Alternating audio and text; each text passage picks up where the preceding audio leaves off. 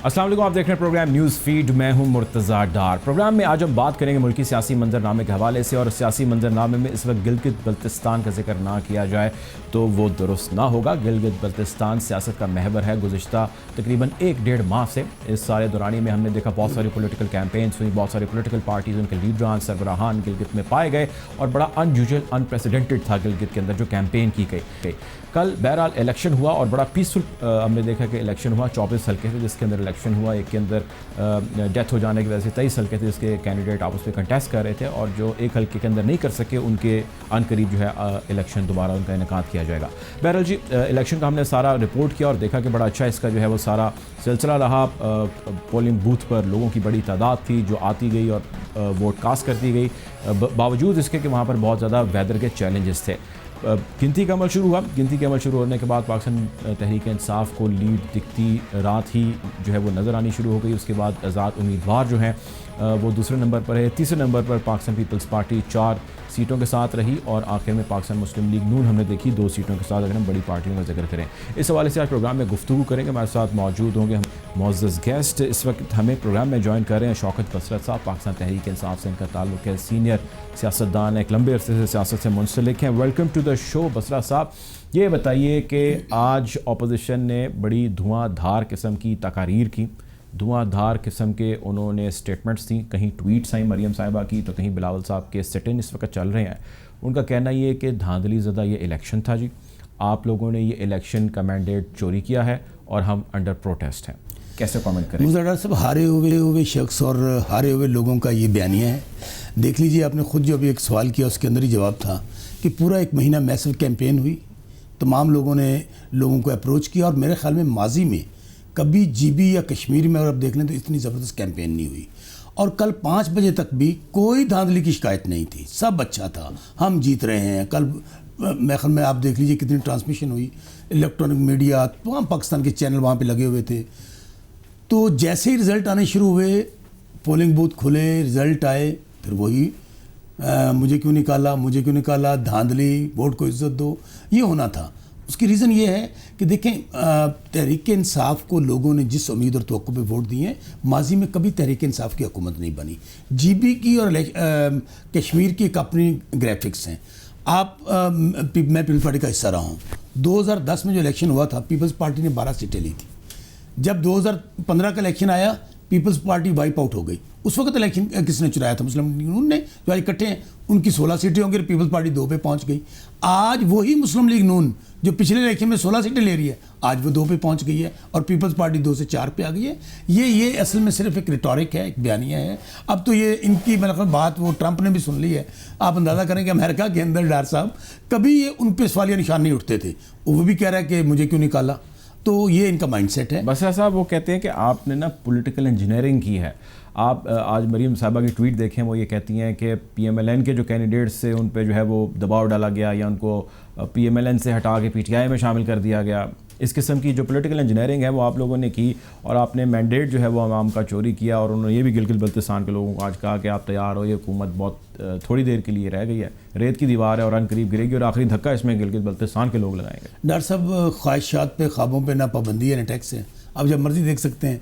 आप अंदाज़ा ये करें कि कौन लोग बात कर रहे हैं जिन्होंने पाकिस्तान के अंदर हमेशा यही दोनों पार्टियां थीं जो एक दूसरे को कहती रहीं कि हमारे इलेक्शन पर डाके मारते हैं, एक दूसरे को करप्ट बदयानत। आज वो दोनों मिलके एक बयानिया दे रहे हैं कि जी हम तो इस इलेक्शन को मानते नहीं हैं। अच्छा, अब ये भी हमारी जिम्मेदारी है कि इलेक्शन से पहले कैंडिडेट भी हम इनको दें, कैंडिडेट भी हम इनको दें, जितवाएं भी हम इनको, तो फिर तो सब अमन और आतिशी है। अगर इलेक्शन जीत जाएं तो आवाम की फतह हुई है, जीत की जमहूरियत की फतह हुई है, बहुत फेयर एंड फ्री इलेक्शन हुआ। अगर हार जाएं तो धांधली। और डॉक्टर साहब, प्रॉब्लम ये आ गया है, पाकिस्तान उस वक्त अच्छा है, फौज उस वक्त अच्छी है, अदलिया उस वक्त अच्छी है, मीडिया उस वक्त अच्छी है, जमहूरियत भी उस वक्त अच्छी है जब आप जीत रहे हो, जब आप इक़्तिदार में हो, जब आप कुर्सी आपके पास हो। जैसे ही आप गवर्नमेंट से पीछे हटें, हार जाएं, तो सब कुछ गलत। देखें, अगर ये इल्ज़ामात वो लगा रहे हैं तो कोई सबूत होंगे। आप आज के बयानात देखें बिलावल साहब के, वो कहते हैं कि जी इनके पास वज़ीर आला का उम्मीदवार नहीं है, जहाँ भी धांधली हुई है उस आपका एहतजाज जो है वो जारी रहेगा, तो मेरा एहतजाज जारी रहेगा। बैलेट बॉक्स की चोरी की गई, आपके हुकूक पर सौदेबाजी नहीं कर सकता। बैलेट बॉक्स की चोरी का इल्ज़ाम लगा रहे हैं आप पे। تو کوئی ثبوت تو ہوں گے، ایویڈنسز وغیرہ، تو بہت کیا اچھی کریں گے؟ بات، بہت اچھی بات کہی آپ نے. یہی چیز سب سے پہلی بات تو یہ ہے کہ بدقسمتی یہ ہے کہ جب بھی ہم ہار جائیں ہم تسلیم نہیں کرتے. پارلیمنٹ رہی ہے نا، یہ کام تھا دونوں پارٹیوں کا. تحریک انصاف تھا، یہ حکومت میں نہیں آئی تھی، وہاں ریفارمز کرتے، بہترین الیکشن کو شفاف بنانے کے لیے. آج بھی ہم نے کمیٹی بنائی ہے، وہاں پہ یہ کام نہیں کر رہے. چلیں ماضی کو چھوڑ دیتے ہیں، اب اس پہ آتے ہیں. اگر ان کے پاس ثبوت موجود ہیں تو دیر کاہے کی ہے؟ لے جائیں ہائی کورٹ کے اندر، لے جائیں سپریم کورٹ کے اندر، لے جائیں الیکشن کمیشن میں، سب کو چھوڑ دیں. میرے اور ڈار صاحب کے پاس لے آئیں، بٹھا لیں ان کے پیپلز پارٹی کے بندے کو، کہیں جی یہ ہمارے پاس ثبوت ہے. تو یہ صرف جھوٹ کا سودا نہیں اب چلے گا، اب وہ دور نہیں رہا. اب تو میرا خیال میں لوگ بہت ہی عقل مند، اور خاص طور پہ دیکھیں جی بی میں اگر آپ کمپیئر کریں تو جی بی کی تاریخ میں اتنا کبھی ٹرن آؤٹ نہیں ہوا. خواتین اتنی تعداد میں کبھی باہر نہیں نکلی جو جی بی میں ٹرن آؤٹ ہے. اور اس کے باوجود کہ لاسٹ نائٹ برف باری ہوئی، بہت لوگ کہہ رہے تھے کہ کس طرح لوگ باہر نکلیں گے. یہ اب صرف اور صرف میں کہ اپنے لوگوں کو مطمئن کر رہے ہیں. مولا جٹ اور نوریات کی بڑکیں ہیں. 2018 کے الیکشن بھی یہی ہوا. اور میں ان کو صرف مشورہ دوں گا، ایک اس کو چھوڑ دیں، اب کشمیر کی طرف جائیں. اب کشمیر میں بھی الیکشن ہارنے والے ہیں، وہاں بھی آپ نے کہنا ہے ہمارے کینڈیڈیٹ چورا لیے، دھاندلی ہو گئی. اس لیے ابھی آپ کے پاس بہت ٹائم پڑا ہے، جائیں جا کے وہاں پہ تیاری کریں. اور دوسری مجھے بات بتائیے ڈار صاحب، میں آپ سے چونکہ ان کا تو کوئی دوست یہاں بیٹھا نہیں ہے. جی ماضی مجھے میں ان کا دوست بنا دیا. نہیں، ماضی میں جب بھی کبھی الیکشن ہوئے ہیں، اگر پیپلز پارٹی وہاں جیتی ہے تو کیا اس وقت دھاندلی نہیں ہوئی تھی؟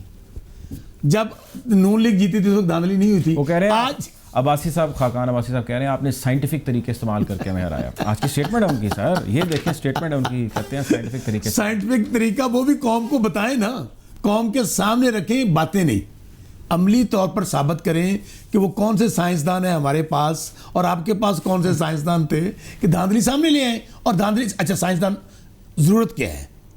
تمام مواد اٹھائیں، تمام چیزیں اٹھائیں. اور دھاندلی کون کہہ رہا ہے؟ جن کی ٹوٹل 2 سیٹیں ہیں. ابھی میں ایک پروگرام میں ہو کر آیا ہوں، وہاں پر جے یو اے کے نمائندے بیٹھے تھے، کہنے لگے ہمارے ساتھ بھی دھاندلی ہو گئی ہے. میں نے ان سے پوچھا بھائی جان یہ بتائیں گے آپ کے الیکشن میں کینڈیڈیٹس کتنے تھے؟ کہنے لگے وہ ایک تھا. 24 سیٹوں کے اگینسٹ ایک کینڈیڈیٹ ہے، تیسرے نمبر پہ آ رہا ہے، ان کے ساتھ بھی دھاندلی ہو گئی ہے. یعنی کہ یہ اب لوگ، اچھا اب لوگ نا پنجابی جی کہتے ہیں ہاسا نکلنا، اب یقین مانی لوگوں کو ہاسا نکل جاتا ہے اس بات پہ. اچھا ایک اب چیز ہے سر جس کی طرف سے لوگوں کی جو ہے نا وہ چیخیں بھی نکل جاتی ہیں، لوگ پریشان ہو جاتے ہیں، وہ ہے مہنگائی.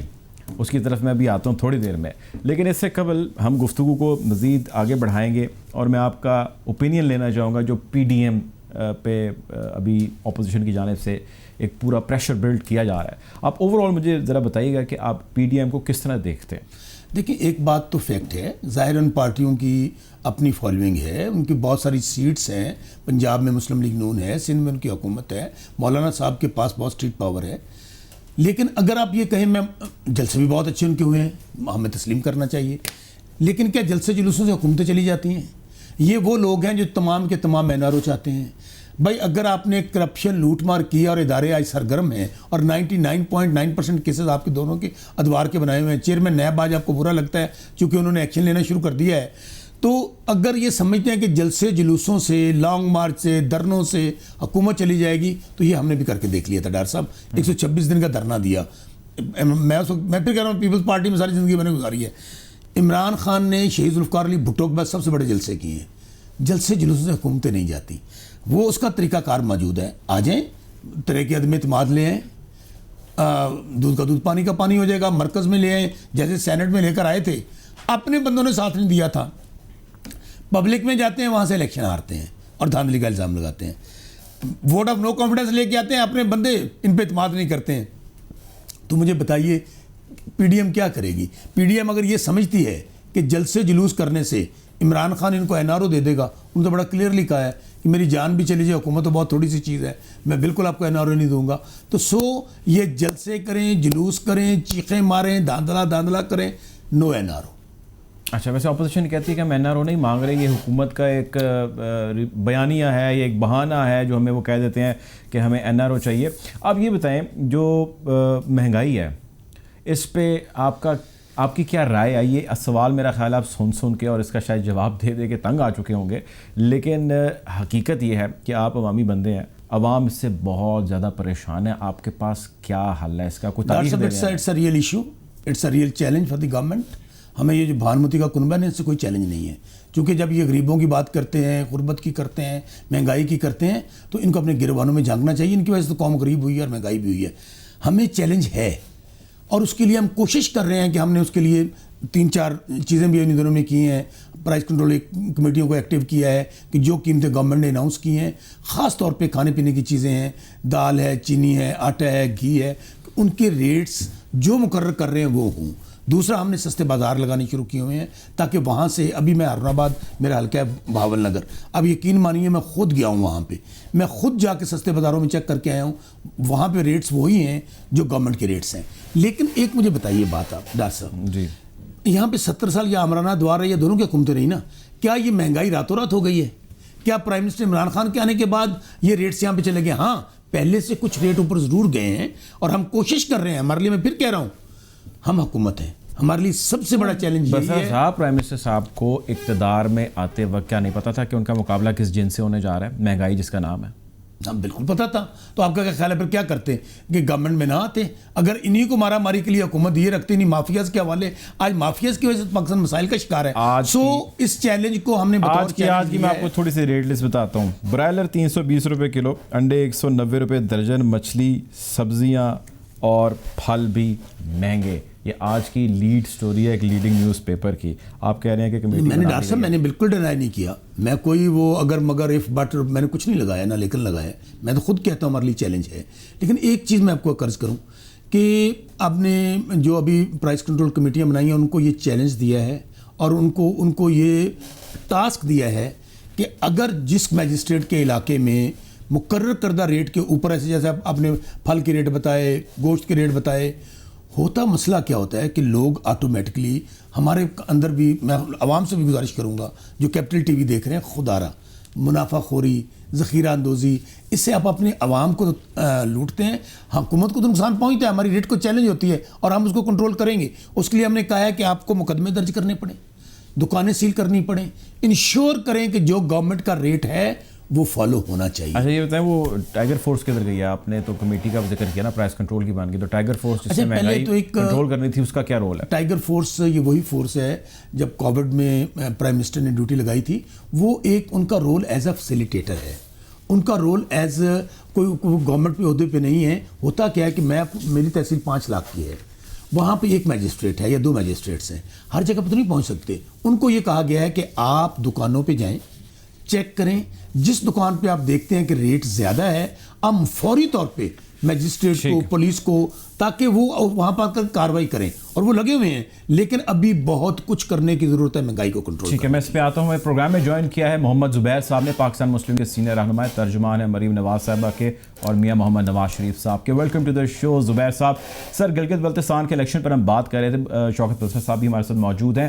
آپ کی طرف سے بڑا زبردست جو ہے وہ پاکستان مسلم لیگ نون کی جانب سے اس کے اوپر احتجاج آیا اور مریم نواز صاحبہ کی اسٹیٹمنٹ آئی ہے. یہ بتائیے کہ اس کو آگے کس طرح پرسو کرنا چاہ رہے ہیں؟ آپ نے الزام تو لگا دیا, فیوچر پلان کیا آپ کا گلگت بلتستان کے ایلیگیشن کے بعد؟ ایکچولی یہ کوئی ون آف نہیں ہے. آپ کو پتا ہے کہ پی ٹی ایم کے پلیٹ فارم کی ہے آلریڈی ایک اوور آل جدوجہد ہم کر رہے ہیں, اور یہ اسی کے تناظر میں یہ ایک ایڈیشن ہو گیا. ابھی تک جو ہم جلسے میں اور اپنے بیانیے میں بات کرتے تھے, اس میں گلگت بلتستان کی وجہ سے ایک اور چیز ایڈ ہو گئی ہے کہ کس طرح سے یہاں فراڈ ہوتا ہے. اور دوسری بات یہ ہے کہ جس طرح کراچی کا ایک انسیڈنٹ ہوا تھا جب مریم نواز صاحبہ آئی تھی, تو وہ بھی جیسے جیسے وقت گزرتا ہے نئی چیزیں آتی ہیں, وہ اس کا حصہ بن جاتا ہے کہ ہمارا جو overall point of view ہے کہ اس ملک میں ہر چیز مینج کی جاتی ہے, اور چاہے وہ کراچی کا انسیڈنٹ ہو مریم نواز کے خلاف یا یہ گلگت بلتستان میں الیکشن ہو. یہ بیسکلی ہے ہمارا پوائنٹ آف ویو. تو سر, یہ جو کراچی کا انسیڈنٹ ہے اس کے اوپر تو ایک رپورٹ آ گئی, اس کے اوپر ایکشن بھی ہو گیا, اور وہ آرمی چیف کی ماں پر جو ہے وہ انکوائری نہیں, کوئی ایکشن نہیں ہوا. کہاں سے ایکشن ہوا؟ کمال کر رہے ہیں آپ. آئی ایس پی آر نے کہا, سر انہوں نے کہا کہ جی ہم نے جو ہے وہ بندوں کے خلاف میں آپ کو یاد دلا دوں. مجھے ایک چیز بتائیں کہ اس ملک میں کوئی وزیر اعظم ہے, انٹر سروسز انٹیلیجنس کس کو رپورٹ کرتی ہے؟ وزیر اعظم کو کرتی ہے. جی. رینجرز کس کو رپورٹ کرتی ہے؟ Through interior ministry prime minister کو رپورٹ کرتی ہے. ہمیں یہ کیا کسی اور ملک میں یہ ہوتا اگر ڈیموکریٹک کنٹری میں, تو یہ سوال نہ پوچھا جاتا کہ وزیر اعظم کی مرضی سے یہ آپریشن ہوا تھا یا نہیں ہوا تھا. دوسرا, اگر ان کی مرضی سے نہیں ہوا تھا تو ایک فیڈرل ایجنسیز جو تھیں وہ بائی پاس کر کے جا رہی تھیں اور پروونشل حکومت کو, پوری سندھ کی حکومت کو انہوں نے بائی پاس کر دیا اور جا کے ایک آپریشن کر دیا. تیسری بات یہ ہے کہ پرائم منسٹر کو یہ بتانے کی زحمت ہے یا نہیں ہے کہ ان کو کب پتہ چلا تھا اور کیا پتہ چلا تھا اور انہوں نے اس پر کیا رد عمل کیا تھا, کیونکہ اس آپریشن کے بعد ایک ہفتے کے بعد ان کا انٹرویو ہوا تھا AR5 پر, جس میں انہوں نے ہنستے ہوئے یہ کہا تھا کہ مجھے تو یہ کامیڈی لگتا ہے. اتنا سیریس چیز ہوئی جس میں 2 انسٹیٹیوشنز آمنے سامنے تھے. یہ تو ایون اس رپورٹ میں بھی لکھا ہوا ہے, پولیس اور فوج, اور مطلب آپ کہہ رہے کہ سارا مسئلہ حل ہو گیا. مطلب اگر اس طرح سے پاناما پیپرز کا مسئلہ حل ہونا تھا کہ جی انہوں نے کہہ دیا ختم ہوگی بات, تو پھر تو کوئی چیز حل ہو ہی نہیں سکتی ہے. واٹر گیٹ اسکینڈل ہوا تھا, اس میں صرف ایک چیز ہوئی تھی 1972 میں کہ جی پریزیڈنٹ نکسن کو کیا پتہ تھا اور کب پتہ چلا تھا. پلیز یہ نہ کہیں کہ جی وہ اس پر عمل بھی ہو گیا. ٹھیک ہے, ویسے ایک انکوائری رپورٹ جو ہے وہ بھی پروونشل گورنمنٹ کی بھی آنی رہتی ہے. پروونشل حکومت کیا کرے گی, اس کو تو بائی پاس کر کے یہ حملہ کیا گیا تھا. ٹھیک ہے, چلیں وہ رپورٹ آتی ہے دیکھتے ہیں. یہ بتائیے گا پلس اس میں بھی ایک اور چیز ایڈ کرتی, اس میں 2 اہم سوال ہیں کہ جی یہ سیکٹر کمانڈر کے لیول پر ایک فیصلہ کیا گیا تھا یا یہ تو جب تک تحقیقات میں یہ نہ پتہ چلے کہ جی انہوں نے جب ایکٹ کیا تھا تو کس کے کہنے پر کیا تھا, اسلام آباد سے یا پنڈی سے. Those are very important questions. ٹھیک ہے جی, those are very important questions. Gilgit Baltistan میں سر واپس آتے ہیں. یہ بتائیے گلگت بلتستان کے حوالے سے مریم نواز صاحبہ بڑی ایکٹیو رہیں, بڑی اگریسو رہیں اور بڑی زبردست قسم کی انہوں نے وہاں سے تقاریر کی. رزلٹس ہمیں اس قسم کے نہیں مل سکے جس قسم کے رزلٹس جو ہے ہم ایکسپیکٹ کر رہے تھے. پولیٹیکل انجینئرنگ کا ذکر انہوں نے کیا. آپ کو لگتا ہے کہ آپ لوگوں کے پاس کوئی ایسے ثبوت ہیں, کوئی شواہد ہیں, کوئی چیزیں ہیں جس کی وہاں پر یہ ایلیگیشن پہلے پولنگ ڈے سے پہلے لگائے گئے مریم نواز بیوی کے ساتھ؟ سب سے بڑا تو ایک تو ہوتا ہے پری پول جو ماحول کریٹ کیا جاتا ہے. جب آپ 9 بندے تھریٹ کر کے, انٹیمیڈیٹ کر کے اور ڈرا دھمکا کے ان کی پولیٹیکل لائلٹی چینج کرائیں گے, جس میں اسپیکر بھی ہو اور دوسرے لوگ بھی ہوں, منسٹرز بھی ہوں فارمر حکومت میں, تو سب سے پہلی تو بات وہیں سے ماحول کریٹ کیا جاتا ہے کہ ایک ڈرانے دھمکانے کا اور اس قسم کا کہ جی یہ جہاں آپ کو PMLN کے ساتھ کھڑے ہونے کا کوئی فائدہ نہیں ہوگا. دوسری چیز یہ ہے کہ 4 مہینے پہلے آپ نے حکومت توڑ دی اور الیکشن کرانے کی کام کیا. تیسری چیز یہ ہے کہ آپ یہ پری پول کی میں بات کر رہا ہوں کہ آپ نے ایک جو وہاں حکومت بنائی جو نیوٹرل ہونی چاہیے تھی, اس میں جو حکومت وقت تھی PMLN اسے پوچھا ہی نہیں کیا. تو ایک تو یہ پری پول ہے. پھر اس کے بعد آپ کو پتہ ہے کہ چاہے وہ بیلٹ پیپرز کے حوالے سے ہو یا دوسری چیزیں جو irregularities ہیں, وہ تو شواہد آپ نے پوچھا تھا تو اس کے شواہد بھی آ جائیں گے سامنے اور تمام شواہد آئیں گے. وہ اکٹھے کرنے میں ظاہر ہے 48 گھنٹے تو لگیں گے. لیکن میں آپ کو یہ بتا دوں کہ TTI کا آج سے 6 مہینے پہلے آپ اپنے خود رپورٹر سے پوچھ لیں کہ وجود تھا گلگت بلتستان میں. اور lastly but not the least, باوجود ان سب ہتھ کنڈوں کے PTI کی وفاقی حکومت ہے اور گلگت بلتستان میں compare to the past in کو جو سیٹس ملی میجورٹی بھی نہیں ملی. اور سب سے زیادہ جو ہے گلگت بلتستان کے لوگ جو ہیں وہ کیوں ووٹ دیں گے؟ 2.5 سال کی انہوں نے جو پرفارمنس دیکھی ہے, تو کیا وہ بھی چاہتے ہیں کہ جی چینی میں لوٹ مار ہو, ان کی جیبوں سے پیسے نکل کے حکومتی عہدیداروں کو جائیں, یا آٹے کے حوالے سے یا دوسری چیزوں کے حوالے سے؟ کون سی ایسی ایک چیز ہے جس سے کوئی امپریس ہو کے وہ ایک سب سے بڑی جماعت اوپر متاثر کون سی چیز ہے؟ اور پھر دوسری بات لاسٹ, جتنے بھی الیکشن کمیشن کے رول سے ایک سمپل سا ایک آپ بتا دیں کہ وزیر نے کام وہاں کر سکتا تھا, کوئی وہ کیمپین نہیں کر سکتا تھا, لاسٹ دن تک کر رہے تھے سارے کے سارے. ٹھیک ہے, آپ سر میرے ساتھ لائن پہ رہیے گا. PTI والوں سے پوچھتے ہیں. یہ بتائیں بسرا صاحب, آپ لوگوں کے پاس کون سی ایسی چیز تھی کہ 2-2.5 سال کے اندر آپ نے پرفارم فیڈرل گورنمنٹ کے اندر کیا اور پروونس کے اندر لوگ تیار ہو گئے, اوپر سے آپ ڈراتے دھمکاتے بھی ہیں؟ دیکھیے محمد زبیر صاحب میرے بڑے بھائی ہیں, گزارش صرف اتنی ہے, انہوں نے ایک اچھی بات کی آخر میں یہی بات ہی کرنی چاہیے کہ ان کو تمام ثبوت میڈیا کے سامنے رکھنے چاہیے, ان کو ہائی کورٹ لے کے جانا چاہیے, الیکشن کمیشن لے کے جانا چاہیے. کل 5 بجے تک تو یہ تمام ہم ٹرانسمیشن کر رہے تھے, یہی کہا جا رہا تھا ہم حکومت بنا رہے ہیں, ہم وہ جیت رہے ہیں.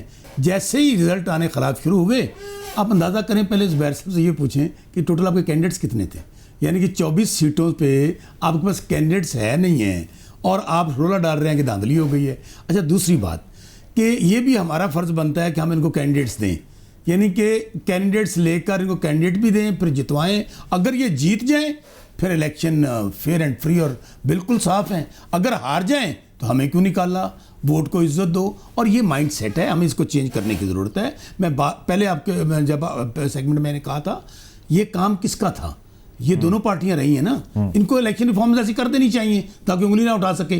آج بھی میں کہہ رہا ہوں کہ میں جتنا fair and free election G B کے اندر ہوا ہے کہ مریم بی بی صاحبہ کیمپین کرنے گئیں, اس کو وہاں پر بلاول صاحب 1 مہینہ رہے. ابھی تو ہمارا تو لیڈر تھا ہی نہیں وہاں پہ. پرائم منسٹر صاحب اگر وہاں پہ ہوتے تو آپ دیکھ لیتے. اور دوسری بات 9 سیٹیں جو ہم نے جیتی ہیں وہاں پہ دھاندلی ہوئی ہے, جو باقی 16 سیٹیں ہیں ان پہ کیا ہوا ہے, جہاں پہ آزاد جیتے ہیں, جہاں پہ نون جیتی ہے, پیپلز پارٹی جیتی ہے, MWM جیتی ہے, وہاں دھاندلی نہیں ہوئی ہے. تو سو میرا خیال ہے یہ اب لوگ بہت عقل مند اور سیانے ہیں, اس طرح کا لاجک, اس طرح کا آرگومنٹ کوئی بائے کرنے کے لیے تیار نہیں ہے. 2018 کا الیکشن ہوا, دھاندلی دھاندلی دھاندلی, کان پک گئے سنتے ہوئے. ایک ثبوت, ایک پٹیشن کسی عدالت میں نہیں لے گئے. ابھی بھی مجھے زبیر صاحب کا بڑا احترام ہے اور میں یہ سمجھتا تھا کہ مسلم لیگ نون اس شکست کو اپنی تسلیم کرنے کے بعد اور سوچے گی بڑے غور سے کہ آخر لوگوں نے ہمیں کو ریجیکٹ کیا. آپ کو ووٹ لوگ دیں کیوں؟ آپ لوگوں نے 4 باریاں لی, بتائیے کیا تبدیلی لے کر آئے سوائے لوگوں کو بھوکا مارنے کے, لوگوں کو غریب کرنے سے, قرضے لینے کے علاوہ. آپ کی مسلم لیگ نون کی حکومت تھی نا, 14 سیٹیں تھیں آپ کی, 16 سیٹیں لاسٹ الیکشن میں. تو اب کیا ہو گیا کہ آپ کی 2 سیٹیں ہوں گی اور پیپلز پارٹی جو لاسٹ الیکشن میں 12 سیٹیں لے رہی تھی وہ آپ والے الیکشن میں 2 سیٹوں میں چلی گئی. اس وقت پیپلز پارٹی کہہ رہی تھی نون لیگ نے دھاندلی کی ہے. بھائی بات یہ ہے کہ یہ بجائے اس کے کہ ہم ایک دوسرے کو تانے دیں, ہمیں اپنے جھانکنا چاہیے, پارٹی میں بیٹھنا چاہیے, یہ دیکھنا چاہیے کہ لوگ آپ سے دور کیوں ہو رہے ہیں. اگر آپ خاص طور پہ جب آپ اپنے اداروں کو اسی طرح ہدف تنقید بنائیں گے کہ الیکشن پہلے کہا گیا فوج جو ہے نا جی پولنگ بوتھ میں نہ جائے. صاحب جی لائن ڈراپ کر گئے. آپ دیکھیں انہوں نے ایلیگیشن بڑے زبردست انہوں نے ریز کیا. وہ یہ کہتے ہیں کہ جی اگر ہم شواہد اکٹھے کر رہے ہیں جو دھاندلی ہوئی ہے اور وہ شواہد جلد ہم لے کے جائیں گے, جو بھی ایک کنسرنڈ اتھارٹی اگر وہ شواہد لے کر پہنچ جاتے ہیں, پتہ لگتا ہے جی آپ لوگوں نے واقعی ریگنگ کیا ہے, جس کا نہ کہ صرف وہ کہہ رہے ہیں, اس کا ذکر پاکستان پیپلز پارٹی بھی کر رہی ہے, تو آپ کے خلاف شواہد آ جاتے ہیں تو آپ پھر ڈار صاحب گزارش پھر یہی ہے, پنجابی کہتے ہیں پلے نہیں تیلا تے کر دی پھر دی میلا میلا میلا. ابھی زبیر صاحب لائن ڈراپ کر گئے نا, رہتے لائن پہ کراس آرگومنٹ کرتے میرے ساتھ, میں نے تو کوئی ایسی بات نہیں کی ہے.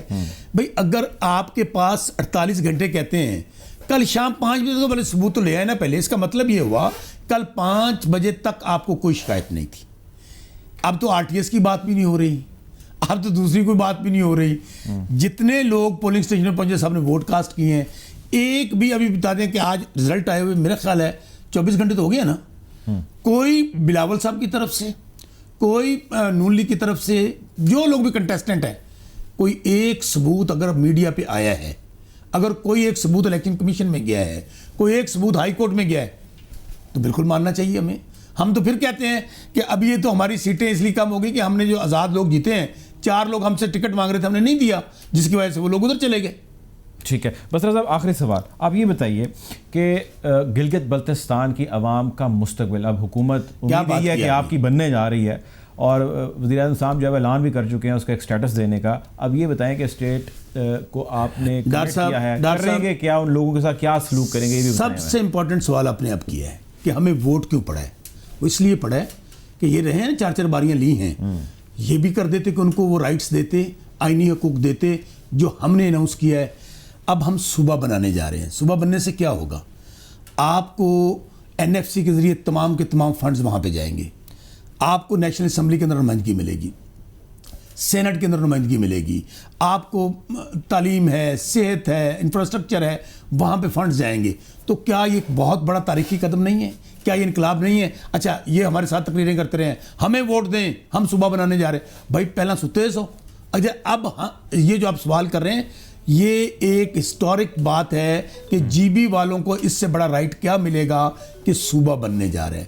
صوبہ بننے کے بعد وہاں پر آپ دیکھیے گا آلریڈی ماشاءاللہ میں سمجھتا ہوں کہ انفراسٹرکچر کو امپروو جب کیا جائے گا, وہاں پہ لوگوں کی تعلیم کی ریشو پہلے بہت زیادہ ہے, تو اس سے بڑا اور قدم کیا ہے کہ وہاں پر لوگوں کو ان کے حقوق مل جائیں, ان کو ان کی شناخت مل جائے, ان کو ان کے رائٹس مل جائیں. تو میں سمجھتا ہوں اس سے بڑا انقلاب نہیں ہے. اس سے بڑا انقلاب کوئی نہیں ہو سکتا. آنے والا وقت بتائے گا کہ جی پاکستان تحریک انصاف کی حکومت نے بلتستان کے لوگوں کے ساتھ جو وعدے وعید کیے وہ وفا ہوئے یا نہیں ہوئے. بہرحال ابھی تک پاکستان تحریک انصاف کی حکومت جو وفاق کے اندر ہے وہی صوبے کے اندر حکومت بناتی نظر آ رہی ہے. کولیشن کے ساتھ بہتر یہی ہوگا کہ اگر اپوزیشن کے پاس کوئی ثبوت ہیں تو وہ ثبوت لے کے کنسرنڈ اتھارٹیز, لیجیٹیمیٹ اتھارٹیز جو ہیں ان تک وہ لے کر جائیں اور اس کو باقاعدہ طور پر آگے لیڈ کریں. بہرحال جی بھی پروگرام میں وقت ہوا ہے بریک کا, بریک کی جانب پڑھتے ہیں.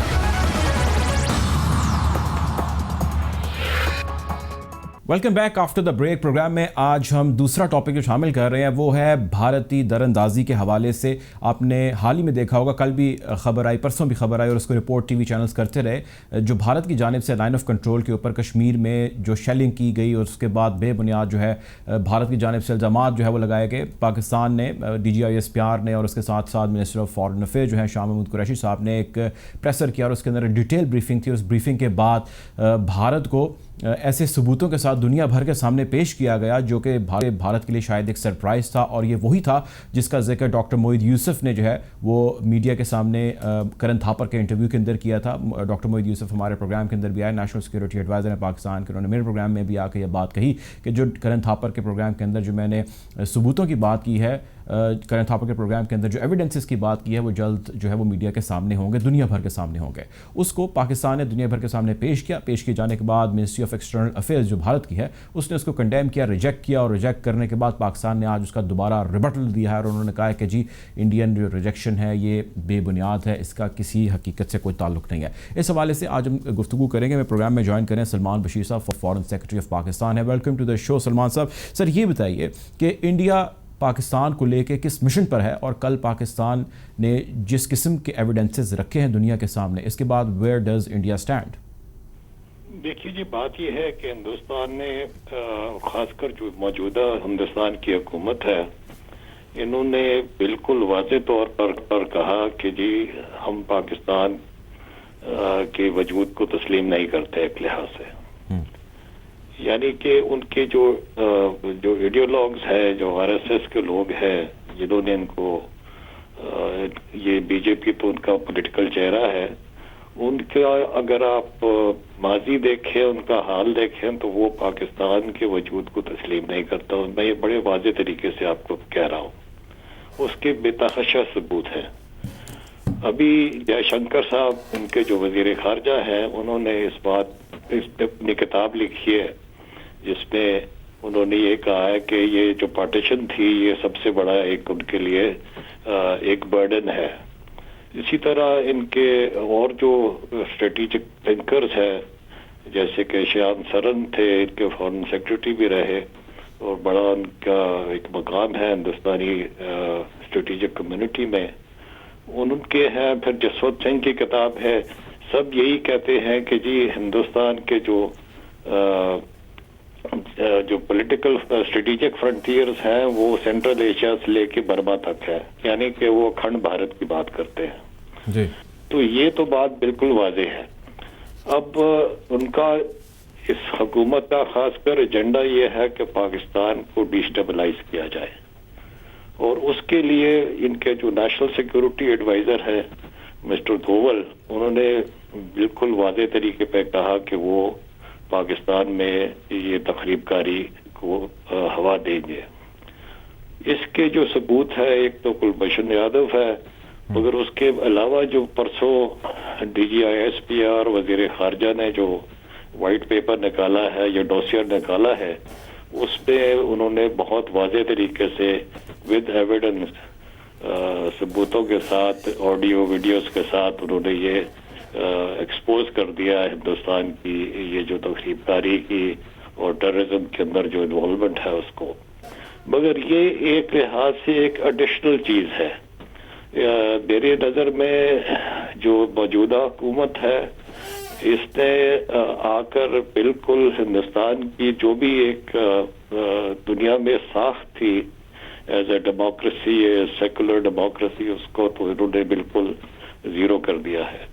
اور اب اس میں ہم نے جب یہ ہم دنیا سے کہتے رہے تو انہوں نے اس طرف پہلے ماضی میں توجہ نہیں دی، مگر اب جو ہم نے بہت واضح طریقے سے اور ایویڈنس کے ساتھ ہندوستان کے گیم پلان کو ایکسپوز کیا ہے تو اس سے میرے خیال میں یہ ساری دنیا کو اور خاص کر اس خطے کے جو ممالک ہیں، بنگلہ دیش ہے، نیپال ہے، مالدیوز ہے، سری لنکا ہے اور جتنے کنٹریز نیبر ہیں ہندوستان کے، ان کو اس بات کا اور زیادہ، ان کو پہلے بھی احساس تھا اور زیادہ احساس ہوگا.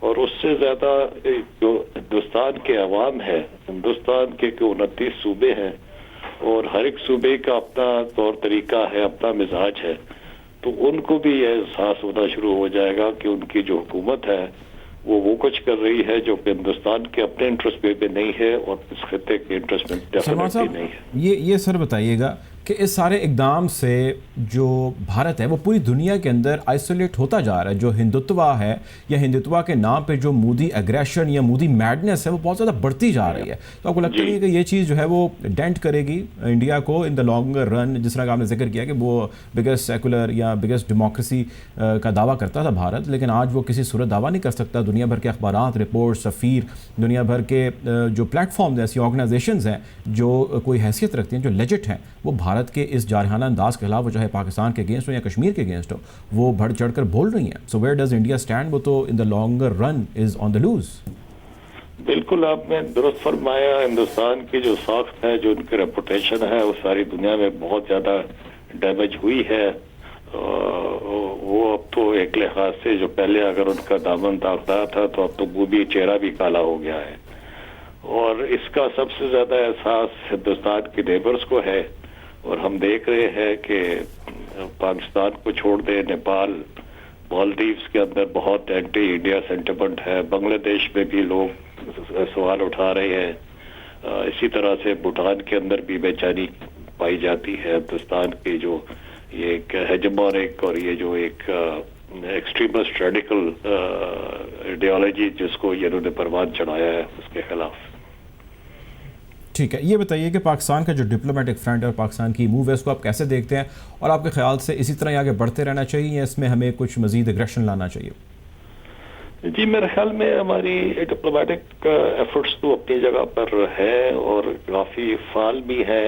خاص کر میرے خیال میں اس وقت ہمیں توجہ اور زیادہ دینی چاہیے. نہ صرف حکومتوں پہ توجہ رکھیں، ان کو ان سے بات چیت، ان کو یہی ایویڈنس جو ہے یہ پیش کریں، بلکہ یہ بھی پیشکش کریں کہ ہم یہ ان کے ساتھ بائیلیٹرلی اس کے اوپر تفصیل سے بات کرنے کے لیے تیار ہیں اگر وہ چاہتے ہیں، جو ہمارے دوست ممالک ہیں یا انٹرنیشنل کمیونٹی کو.